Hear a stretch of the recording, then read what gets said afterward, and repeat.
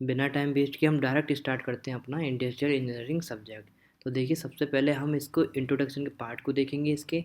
तो इसमें क्या है, देखो, the American institute of industrial engineering AIIE has defined, इन्होंने डिफाइन किया था, क्या डिफाइन किया था कि थ्योरेटिकल कॉन्सेप्ट डिफाइन किया था, ठीक है, इंडस्ट्रियल इंजीनियरिंग का। इसमें क्या था कि it it concerned with design, इसमें डिज़ाइन थी, improvement and installation of integrated systems और पीपल्स, ठीक है, मटेरियल, इक्विपमेंट एंड एनर्जी।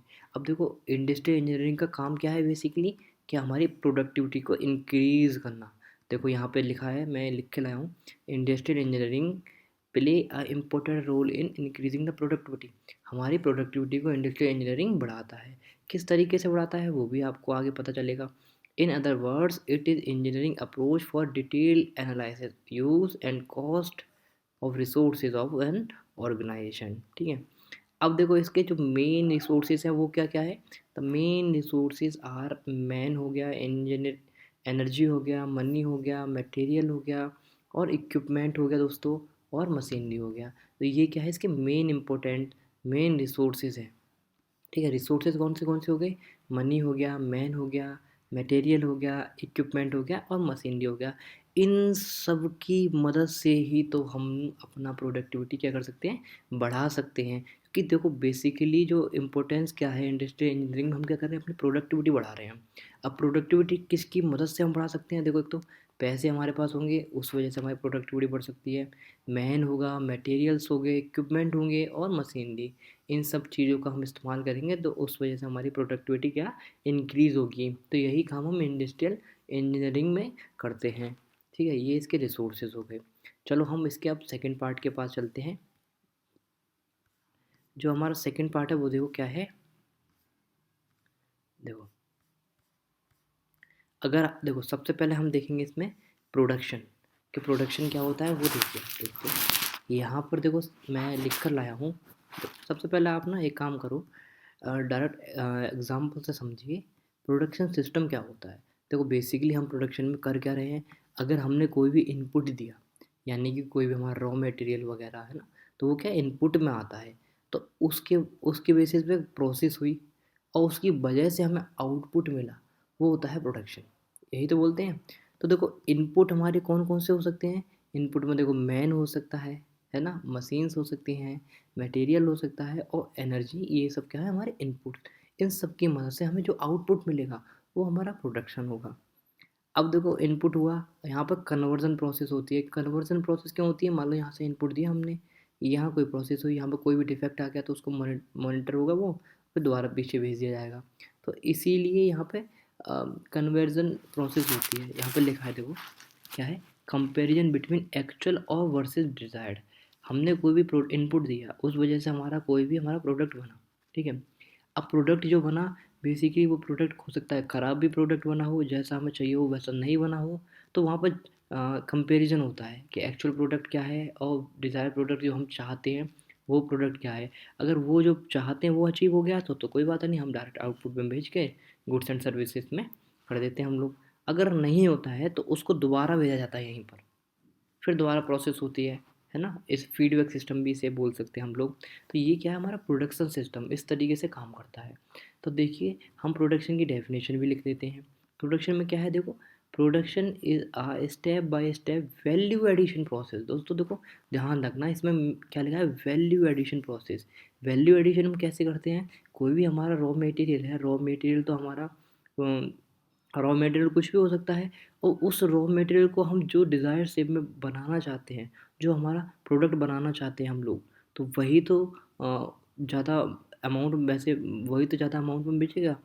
तो वही चीज़ है वैल्यू एडिशन प्रोसेस, उसी को हम लोग वैल्यू एडिशन प्रोसेस बोलते हैं।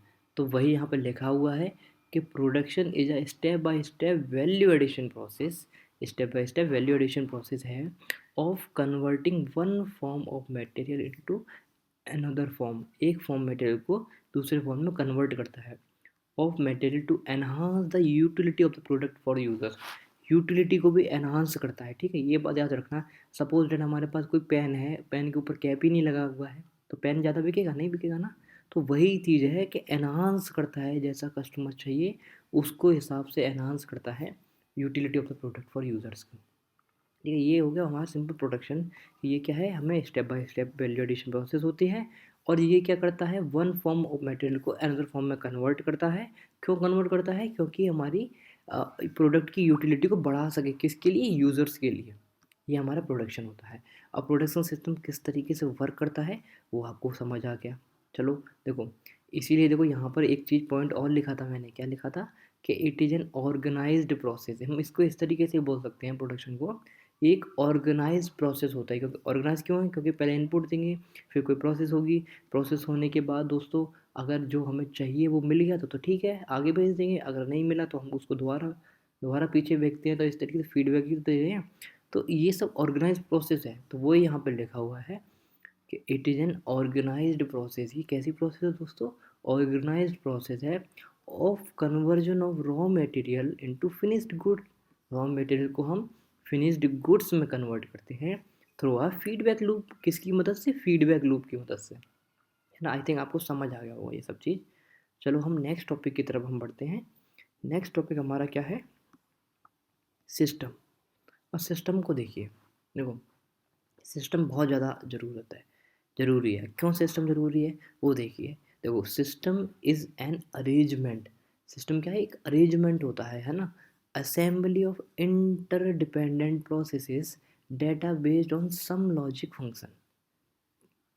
It operate as a whole and desire to achieve some objective और डू सेम वर्क। तो सिस्टम में क्या होता है, ये भी एक अरेंजमेंट होता है, ठीक है। अब किस तरीके का अरेंजमेंट होता है, इसमें क्या है, इंटरडिपेंडेंट, अलग अलग जो डिपेंड नहीं होती है एक दूसरे पे, ऐसी असेंबली होती हैं data based on some logic function, जो कि लॉजिक पे बेस्ड होती हैं।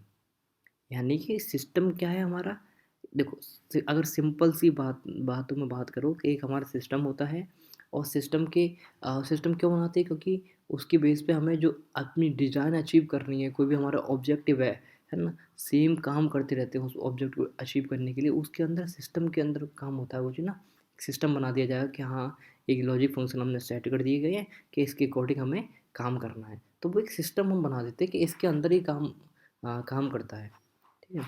तो वही यहाँ पे लिखा हुआ है, it operate as whole is design to achieve some objective और डू टू सेम वर्क। अगर सेकंड पॉइंट की बात करें तो हमें इसमें क्या लिखा हुआ है, huge system are often collection assembly of smaller और सब सिस्टम। अब देखो सिस्टम बना दिया, सिस्टम के अंदर असेंबलीज होंगी, असेंबली के अंदर छोटे छोटे सिस्टम्स होंगे, है ना। इस तरीके से वर्क करता है हमारा। तो सिस्टम तो आपको समझ आ गया। अब देखेंगे इसके टाइप्स ऑफ सिस्टम। देखो इस टाइप्स ऑफ सिस्टम कौन कौन से टाइप के सिस्टम होते हैं, कंटिन्यूस प्रोडक्शन सिस्टम जिसमें mass production system, process production system क्या होता है, इंटरमिटेंट प्रोडक्शन सिस्टम, है ना। इन सब के बारे में हम नेक्स्ट वीडियो में डिस्कस करेंगे।